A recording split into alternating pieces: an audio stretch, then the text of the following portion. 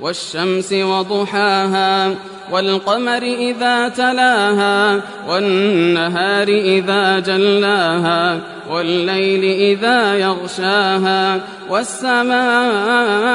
وما بناها والأرض وما طحاها ونفس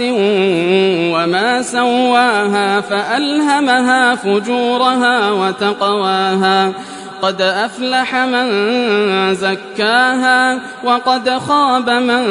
دساها كذبت ثمود بطغواها إذ انبعث أشقاها فقال لهم رسول الله ناقة الله وسقياها فكذبوه فعقروها فدمدم عليهم ربهم